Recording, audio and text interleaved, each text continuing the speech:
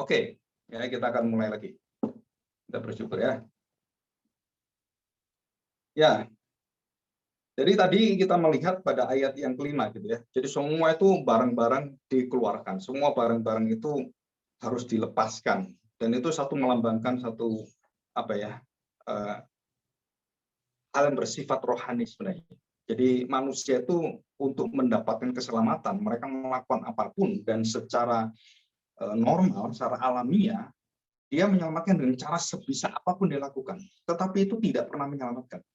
Jadi agama-agama dan juga apapun yang kita pelajari gitu ya, apapun yang kita pelajari, sebenarnya manusia semakin berusaha itu dia semakin dalam kehancuran. Manusia semakin berkuasa gitu kan. Itu juga akan semakin membawa manusia itu semakin jauh dari Tuhan di situ. Ya. Nah, kita akan lanjutkan. Apa yang terjadi dengan Yunus? Kan mereka tadi kan berteriak-teriak gitu ya. Terus kemudian mereka bingung, terus mencari barang yang bisa dibuang gitu. Yang aneh yang terjadi dengan Yunus, kebalikannya. Apa kebalikannya? Coba kita lihat. Ya. Ayat yang kelima B. Tetapi Yunus telah turun ke dalam ruang kapal. Dan yang paling bawah, jadi paling buritan di bawah. Kan aneh ini. Orang lagi rame-rame gini, ada badai gini, dia malah turun. Terus kemudian masuk paling bawah, di paling pojok, dan dia tidur di situ. Lalu tertidur dengan nyenyak. Bayangin nyenyak. Oh, enak sekali.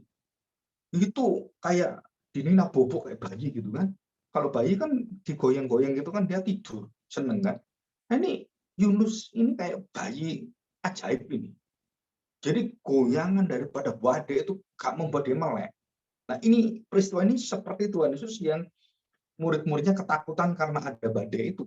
Dan Tuhan Yesus tidur di sana karena kelelahan. Kalau Yunus ini kan karena melarikan diri. Dan dia memang sengaja dan saya nggak tahu, dia cepat sekali tidurnya.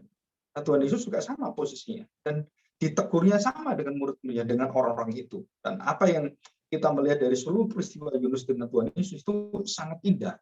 Kalau kita petakan gitu ya, kita buat diagramnya, apa yang terjadi Yunus, apa yang terjadi Tuhan Yesus itu hampir mirip semuanya. Tetapi yang di sini bukan melahirkan diri, di sini taat, yang di sini melahirkan diri. Yang di sini menjalani kehendak Tuhan dengan 100% dengan sempurna, di sini nggak ada sempurna, udah hancur aja. Gitu. Ya. Nah, perhatikan ya ayat yang ke-6. Yunus pasal 1 ayat 6. Datanglah nakoda mendapatkannya sambil berkata, bagaimana mungkin engkau tidur begitu nyenyak. Mereka tuh heran, kok bisa kamu sudah tidur? Gini seperti ini. Ini manusia atau bukan? Babi atau gimana gitu? Kok bisa tidur kamu itu? Kita sudah setengah mati, sudah seperti ini, udah orang kayak apa histeris, kemudian ketakutan yang luar biasa. Yunus santai saja. Itu menunjukkan apa? Satu kemalasan spiritual yang digugah oleh Tuhan. Satu kelemahan daripada roh Yunus itu yang didorong oleh Tuhan, yang dihentakkan oleh Tuhan. Disengat dengan kata-kata yang ada supaya dia terpecah dan dia sadar dia di mana. Dia sedang melarikan diri dari bantuan. Tapi dia baru sadar. Dan orang-orang itu marah-marah seperti itu. Ya kita lihat. Bagaimana mungkin engkau tidur begitu nyenyak? Bangunlah, berserulah kepada Allahmu. Jadi mengingat Yunus supaya sadar siapa? Orang-orang yang tidak beragama itu, orang penyembah berhala. Dipakai oleh Tuhan untuk menyadarkan kita supaya kita kembali kepada Tuhan. Bisa nggak ini seperti ini? Bisa. Jadi kita diperingati dengan penghakiman Tuhan melalui siapa? Orang-orang di sekeliling kita yang bukan orang Kristen. Dan mereka menegur kita, menyadarkan kita, kenapa kamu nggak beribadah? Kenapa kamu nggak sholat minggu? Kenapa kamu tidak melakukan ini lagi? Dan kita sadar. Kenapa sadar? Nah, kita harus tahu sebenarnya. Kita harus tahu. Apa yang kita harus mengerti adalah mereka menegur Yunus dan mengatakan kalimat yang sama persis dengan kalimat Tuhan Yahweh. Itu yang unik. Itu keajaiban yang luar biasa. Jadi yang kita lihat adalah, oh ikan itu ajaib. Terus kemudian, ini orang-orang yang istilahnya itu apa ya kalau kita ngomong, ah, hal-hal yang sangat indah, sangat bagus gitu. Nah, kita perhatikan di sini, bangunlah bersyukur pada Tuhan Allahmu, dan persis yang sama kalimat dari orang-orang yang berdosa itu, yang kafir, yang berhala itu, bisa dipakai oleh Tuhan mengkopi kalimat Tuhan persis, dan kata-katanya tusuk hati Yunus. Di situ kita harus sadar baik-baik. Kita harus sadar baik-baik. Kalau ada orang yang bukan sesama kita dan bukan orang agama lain, bukan seiman dengan kita, saudara seiman dalam kita, itu bisa menegur kita, bisa memperingatkan kita. Itu artinya kita terlalu jauh melarikan diri dari kehendak Tuhan. Dan kita harus kembali. Dan kita lihat reaksi itu ya. Nah, perhatikan baik-baik. Bangunlah, berserulah kepada Allahmu, barangkali Allah itu akan mengindahkan. Jadi mendengarkan, mengindahkan, mengiyakan seruan kita, akan mengindahkan kita sehingga kita tidak binasa. Kita bisa lepas daripada bencana ini. 7. Lalu berkatalah mereka satu sama lain. Ya, karena Yunus berdiam diri di tegur itu. Yunus berpikir dan dia kemudian mulai hatinya bergolak luar biasa, terjadi peperangan dalam batinnya, di dalam rohnya itu dengan roh Tuhan yang menggoncang seluruh hidup dia, ya, menggoncang seluruh hidup dia. Dan apa yang terjadi? Begini, ayat yang ke-7. Lalu berkatalah mereka satu sama lain. Jadi Yunus sudah bangun ini ya. Marilah kita buang undi supaya kita mengetahui karena siapa. Jelas ya, karena siapa. Yang ditunjuk itu pribadi yang ada di kapal itu. Siapa ini menyebabkan kita ditimpa oleh malapetaka ini? Mereka membuang undi dan Yunus selain kena undi langsung satu. Nah, kamu. Gitu kan? Dan ayat 8, berkatalah mereka kepadanya, beritahukanlah kepada kami karena siapa kita ditimpa oleh malapetaka ini. Apa pekerjaanmu dan dari mana engkau datang? Apa negerimu dan dari bangsa manakah engkau ini? Jadi betul-betul orang asing ini. Mereka ada yang tahu satu sama lain. Yunus saja yang tidak diketahui mereka siapa. Kamu kok tiba-tiba mau masuk? Intruder.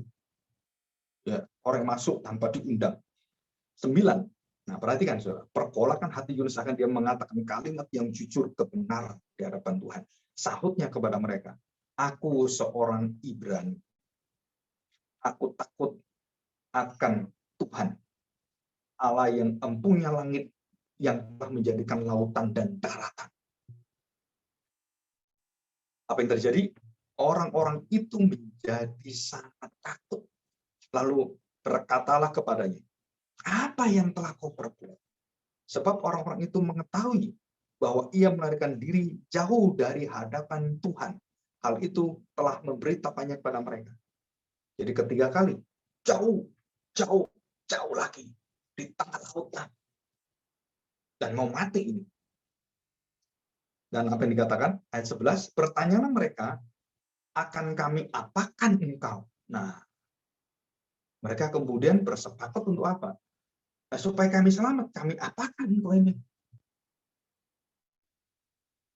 Bagaimana ini? Jadi masih ada menghormati manusia, masih ada harga diri, martabatnya masih ada di situ. Dan apa yang terjadi? Yunus menyaut seperti ini. Ya. Akan kami apakan engkau supaya laut menjadi reda dan tidak menyerang kami lagi, sebab laut semakin bergelora. Jadi waktu mereka berkata mengundi cepat itu, laut itu tambah besar. 12, saut Yunus pada mereka, angkatlah tilammu. Masih ingat kan? Angkatlah aku, campakkanlah aku. Jadi tadi kan melarikan diri. Tuhan kemudian tidak mencampakkan Yunus. Nah, Yunus mencampakkan dirinya dengan cara apa? Biar dia mati tengah laut. Kena badai itu. Ya udah, matilah aku. Campakkan aku ke dalam laut, maka laut akan menjadi reda dan tidak menyerang kamu lagi. Sebab aku tahu bahwa karena akulah badai besar ini menyerang kamu. Kita masih ingat bagaimana Musa membelah dengan kekuatan anugerah Allah, dengan perintah Allah itu. Musa kemudian memakai tongkat itu membelah laut. Jadi bukan tongkatnya, bukan Musa yang membelah laut, tapi Tuhan yang membelah laut. Dan ini sama. Dan dikatakan karena akulah badai besar ini menghantam kita semua. Jadi jelas ada pikiran masih jernih dari Yunus. Jadi aku yang menjadi penyebab, bukan kalian semua. Kalau aku dicampakkan dalam laut, kalau aku mati, kalau aku dihukum, kalau aku diadili oleh Tuhan, kalau aku kemudian dicampakkan oleh semua, dan kemudian apa yang terjadi, ini semua akan reda. Karena penyebabnya saya. Ya. Dan tidak tawar-menawar, lalu berdayunglah orang-orang itu dengan sekuat tenaga untuk membawa kapal itu kembali ke darat. Lihat ya, orang-orang bermoral itu masih punya hati. Aduh, kamu kan mati. Enggak, ayo kita usaha lagi. Jangan seperti itu. Ya, jadi ada pergumulan. Tapi nggak bisa. Perhatikan, tetapi mereka tidak sanggup sebab laut semakin bergelora menyerang mereka. Semakin tinggi, semakin udah dekat aku udah mati semua. 14, lalu berserulah mereka kepada Tuhan, katanya. Kepada siapa? Tuhannya Yunus. Tuhannya Yunus. Tadi kan Yunus minta dicampakkan. Nah, mereka nggak mau, mereka berusaha tidak membunuh Yunus karena sama-sama punya nyawa. Nah, mereka berjuang untuk menolong Yunus, tapi nggak bisa menolong seorang hamba Tuhan yang memang harus dihajar oleh Tuhan. Nggak ada satu orang hamba Tuhan. Tuhan mengatakan, aku akan menghajar bangsa Israel, aku membuang 70 tahun. Tidak ada yang bisa menyetop itu. Tetap terjadi. Nggak mungkin di stop. Siapapun menolong orang Kristen itu nggak bisa ditolak. Tetap dia berjalan. Dan itu karena kasih Allah, karena hajar itu keluar dari hati Allah mencintai bangsa itu. Bukan karena kebencian. Bukan karena murka hukuman nanti, bukan. Tapi karena kasihnya, kesabarannya, dan penantian hati yang bertobat. Nah, sama dengan seperti ini. Lalu berserulah mereka kepada Tuhan. Jadi mereka berganti Allah. Seluruh kapal itu berganti Allahnya dan menyerukan pada Allah siapa? Bukan berhala-berhala itu. Yahweh, Tuhan. Ya Tuhan, janganlah kiranya Engkau membiarkan aku binasa karena nyawa orang ini. Dan janganlah Engkau tanggungkan kepada kami darah orang yang tidak bersalah. Sebab Engkau, Tuhan, telah berbuat seperti yang Engkau kehendaki. Lihat kalimat ini. Ini persis kalimat ditujukan kepada Kristus. Dan mereka anggap itu Yunus sebagai nabi Allah. Dan ini adalah orang pilihan Allah. Dan mereka sangat takut kalau sampai orang yang benar itu mati. Jangan sampai seperti itu. Ya Tuhan, janganlah kiranya Engkau membiarkan kami binasa karena nyawa orang ini. Dan janganlah Engkau tanggungkan kepada kami darah orang yang tidak bersalah. Sebab Engkau, Tuhan, telah berbuat seperti yang Engkau kehendaki. Ayat 15, kemudian mereka mengangkat Yunus lalu mencampakkan ke dalam laut dan laut itu berhenti. Jadi mereka waktu mengangkat Yunus, mereka sudah berdoa, jangan sampai kami itu membunuh orang yang tidak bersalah. Jadi mereka masih menganggap seorang nabi itu nggak bersalah, bersalah. Dan hanya Kristus, nabi yang tidak bersalah, satu-satunya di antara segala nabi dan segala nabi yang tidak bersalah cuma Kristus. Dan dicampakkanlah Yunus dalam laut. Perhatikan baik-baik. Laut itu berhenti mengamuk. 16, orang-orang itu menjadi sangat takut kepada Yahweh. Terjadilah satu pengertian baru, terjadi satu teologi yang baru, terjadi satu penyembahan kembali dari berhala kepada Allah yang sesungguhnya. Dan bagaimana mereka akan dituntut Tuhan, kita nggak tahu. Ini satu misteri semua. Seluruh awak kapal itu bagaimana mengenal Allah dan menyembah Allah dan melihat karya Allah pada Yunus, apakah mereka menerima atau tidak. Yang kita tahu mereka betul-betul kelihatan sekali mengakui Yahweh itu. Lalu mempersembahkan korban sembelian kepada Yahweh, Tuhan, serta mengikrarkan nazar. Dan jelas ini kita lihat ayat ini. Mereka ikrar bahwa Yahweh Engkau adalah Allah kami. Luar biasa. Nah, kejadian seperti ini tidak pernah kita pikirkan dalam kitab Yunus. Jadi pelarian Yunus membuka seluruh belas kasihan Allah kepada seluruh orang kapal mengenal Allah dan menerima Allah, bernasar bagi Allah. Ini ajaib ini. Ajaib ini. Dan sama dengan peristiwa yang ada dengan ikan yang memakan Yunus nanti. Sama-sama ajaibnya. Dan semua orang bersama dengan Yunus bisa mengakui Yahweh sebagai Allah mereka dan memberikan persembahan. Bukan kepada berhala-berhala, tetapi kepada Yahweh, Tuhan. Tuhan ini besar. Dan nanti terwujud dalam Kristus. tandanya sama semua. Luar biasa ini. Sangat membukakan kebenaran-kebenaran yang sangat ajaib. Ya, kita bersyukur. Kenapa? Disinilah kita melihat bahwa Yunus itu bukan cerita cuman ya sekolah minggu yang nempel di kepala kita, Yunus dimakan ikan selesai digambar. Oh, jauh lebih dalam dari itu. Jauh lebih hebat dari itu. Kalau kita teliti, kita mempelajari dengan hati kita, dengan jiwa kita, dengan roh daripada roh Tuhan, Roh Kudus, maka roh kita akan dibukakan ini dengan luar biasa. Dan kita bersyukur. Ajaib sekali, termasuk dalam hidup kita nanti. Jika roh kita itu sudah dicelikan oleh Tuhan, yang terjadi setiap ada dalam peristiwa-peristiwa yang terjadi dalam hidup kita, itu sudah dirancang oleh Tuhan. Bahkan, maafkan saya, ya, kita melakukan apapun, kita meludah pun, kita bernafas pun, itu di dalam seluruh rancangan kedaulatannya, di dalam pemeliharaannya, di dalam topangannya, termasuk Yunus hari ini. Dan membawa orang-orang itu bertemu dengan Tuhan, Yahweh. Hebat sekali. Ini luar biasa. Misi. Walaupun kamu melarikan diri pun masih bisa bermisi. Masih bisa dipakai Tuhan. Apalagi kamu taat. Luar biasa. Wah, kita kalau memikirkan misi-misi, coba kita pikirkan misi yang gagal. Wah, nggak ada gunanya.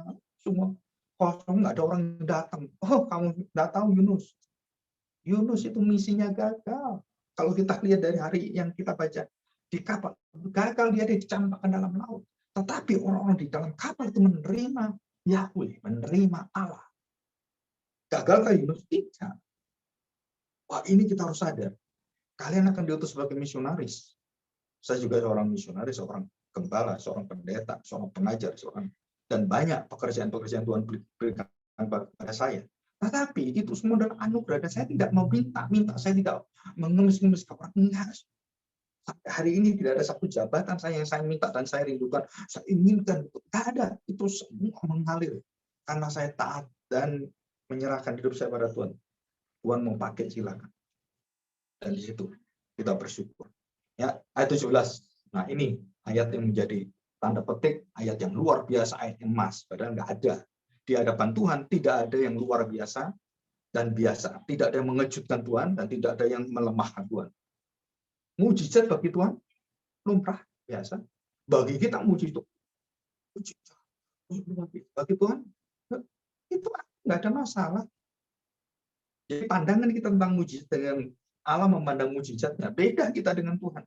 Nah, kita harus bisa merasakan apa yang Tuhan rasakan.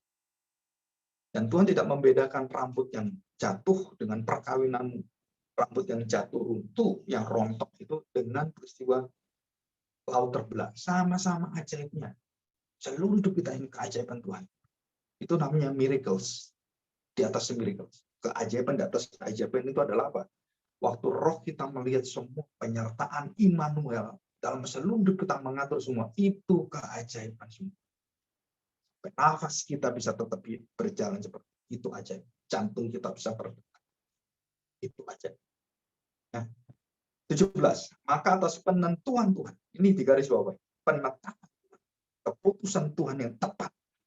Tuhan datanglah mendatangkan seekor ikan besar yang menelan Yunus. Itulah. Dan Yunus tinggal di dalam perut ikan itu selama 3 hari 3 malam lamanya. Kita melihat di sini keistimewaan daripada Yunus. Dan Yunus sudah bertemu, orang-orang sudah bertobat, mengenal Allah, menyembah Allah yang baru Yahweh itu, dan menyembah Allah Yunus. Yang Yunus melarikan diri tidak mau menyembah. Saya sekarang yang melarikan diri yang dulu, sekarang saya didekatkan pada Yahweh. Kamu yang dekat melarikan diri pada Yahweh dan semua dibalik oleh Tuhan. Ini satu peristiwa aktif. Sebenarnya. Kenapa seperti itu? Kok bisa seperti itu? Dan Tuhan memberikan pelajaran kita secara rohani, pertumbuhan iman kita. Kita harus berhati-hati dalam setiap peristiwa kehidupan kita. Jangan sekali mengatakan, oh ini dari Tuhan, oh ini kecelakaan dari setan. Belum tentu. Yunus tidak celaka. Tapi Yunus sedang dihajar oleh Tuhan. Badai itu bukan karena kutukan, tapi karena kasih Tuhan. Banyak orang mengaku sakit penyakit itu kutukan. Oh bukan, itu kasih Tuhan. Di dalam hidup kita tidak ada yang kutukan. Itu sudah dihilangkan oleh Tuhan.